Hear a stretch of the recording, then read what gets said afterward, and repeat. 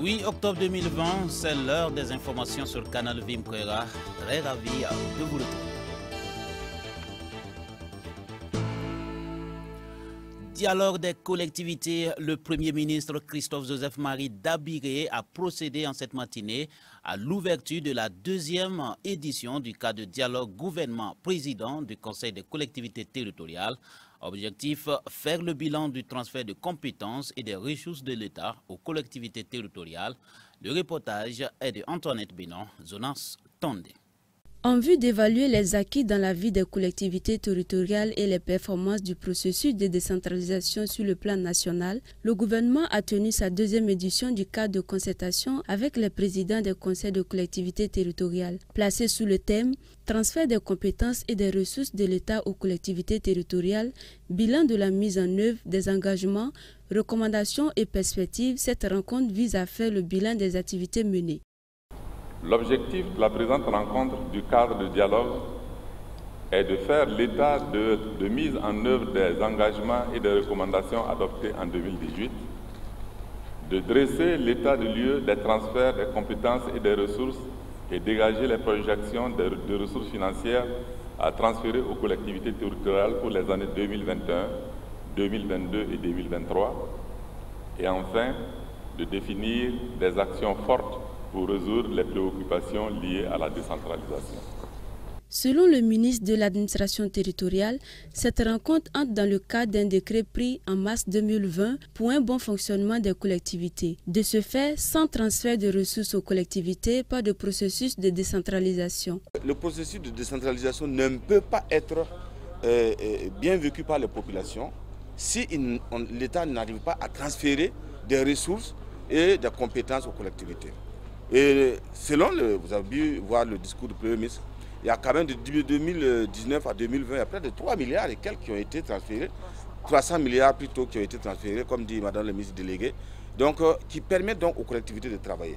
Ça c'est uniquement au niveau de l'État, mais il y a également les partenaires techniques et financiers qui font des transferts. Donc nous pouvons dire que c'est bien, mais ce n'est pas arrivé. Donc on peut améliorer, parce que c'est quand même les structures de base qui travaillent pour le développement, c'est-à-dire les collectivités territoriales vont s'organiser librement, mais également donc, prendre des engagements pour réaliser des projets qui rentrent dans le cadre de leur épanouissement. Donc personne d'autre ne peut mieux savoir ce qui revient aux populations plus que les collectivités territoriales. Donc nous pensons que nous allons poursuivre ce transfert de compétences et de ressources. Nous avions donné un plancher d'environ 15% du budget, c'est ça. Nous n'avons pas encore atteint ça. Mais nous pensons que dans les années à venir, on pourra effectivement le faire et c'est l'important donc de ces rencontres. À écouter Siméon Sawadogo, ce cadre de dialogue qui se tiendra sur 2 jours est d'une importance capitale et au Premier ministre d'exhorter les différents participants à des échanges constructifs pour le bonheur des populations. Israël en haut du classement quant au taux de mortalité lié au Covid-19. Les décès au quotidien dans ce pays atteignent en moyenne 20 personnes. Israël se positionne ainsi comme le deuxième pays après l'Argentine à enregistrer le plus de morts au quotidien. Un triste record qui place Israël parmi les mauvais élèves. D'après les derniers chiffres publiés par le ministère de la Santé, Israël est considéré comme le deuxième pays au monde après l'Argentine en nombre de décès quotidiens par rapport à sa population.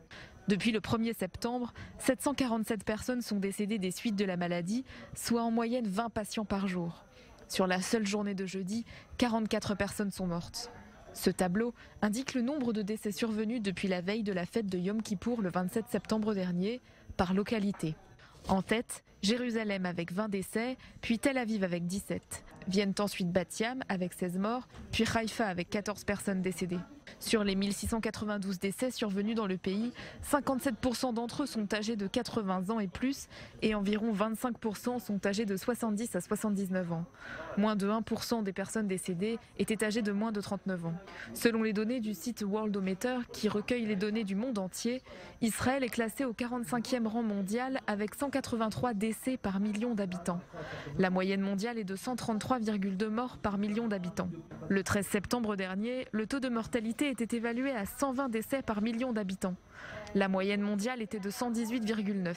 Par conséquent, alors que la moyenne mondiale a augmenté d'environ 12% ces dernières semaines, la moyenne en Israël a bondi de 52,5%. Par ailleurs, outre le nombre de décès, le nombre de patients dans un état grave est également très élevé, avec 891 personnes. Dans ce contexte, le cabinet Corona se réunit ce lundi pour décider d'un éventuel durcissement des mesures de confinement déjà en vigueur, comme l'a indiqué le Premier ministre israélien Benjamin Netanyahou la semaine dernière. La pandémie du Covid-19 n'a pas fini de surprendre. Les pays du monde demeurent très hésitants devant les politiques de gestion de cette maladie quasi insaisissable. Entre fermeté et laxisme, c'est ce que l'on constate sur le terrain.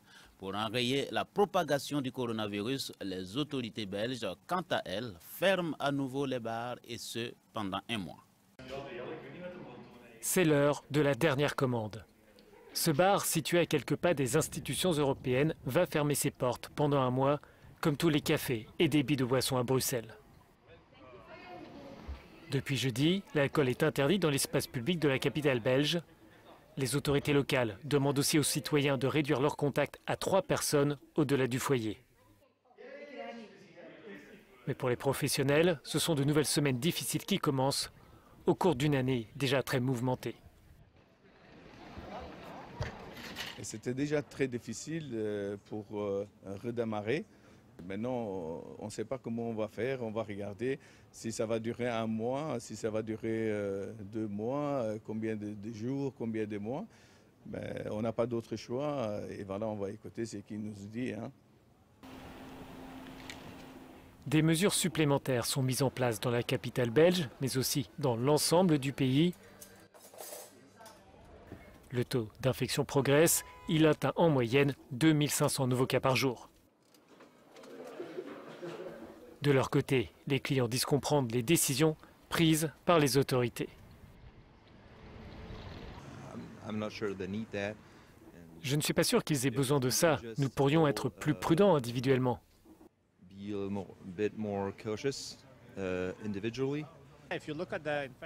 Si vous regardez le chiffre des infections, il est haut, même plus haut qu'au plus fort du confinement.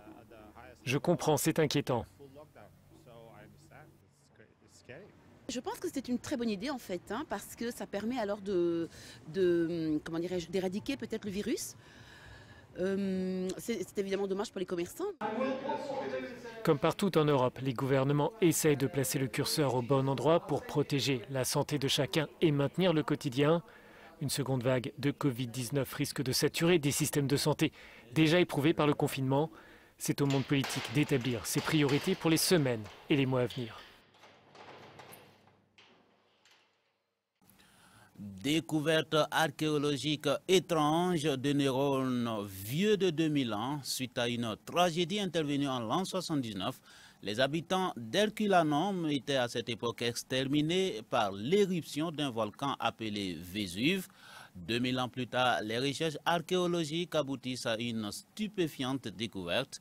Une victime a été retrouvée sur son lit, mais en raison de la chaleur extrême, le cerveau du jeune homme a été transformé en verre, alors qu'à l'intérieur du cerveau, les scientifiques ont trouvé des neurones.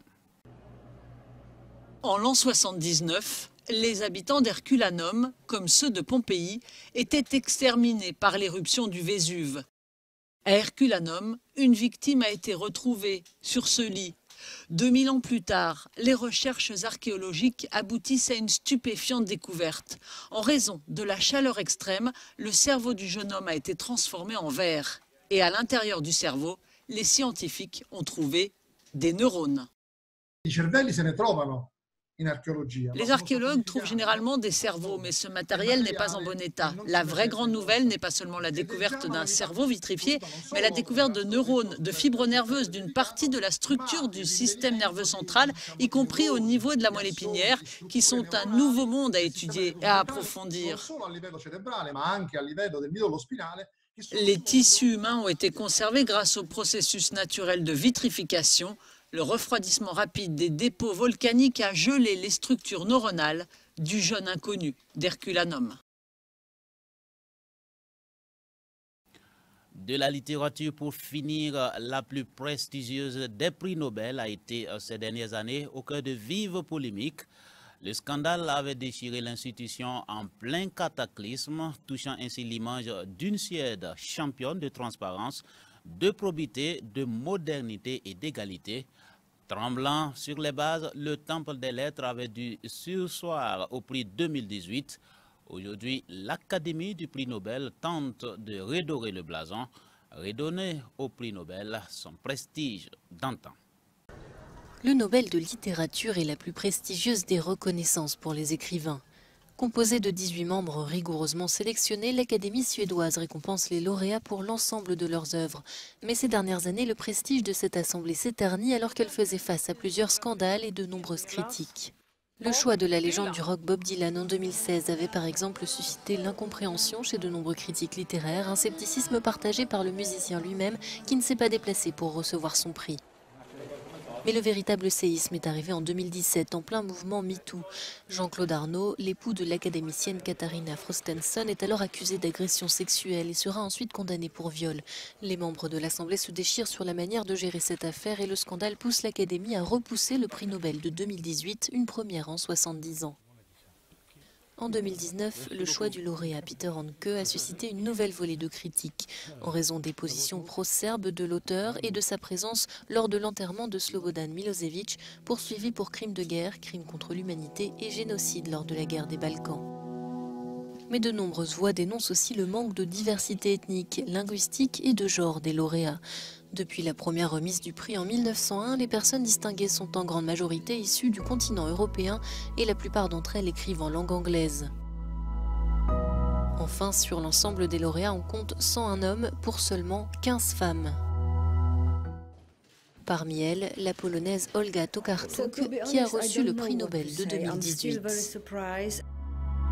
Après ces années de polémique, l'Académie suédoise espère une édition 2020 sous le signe de l'apaisement.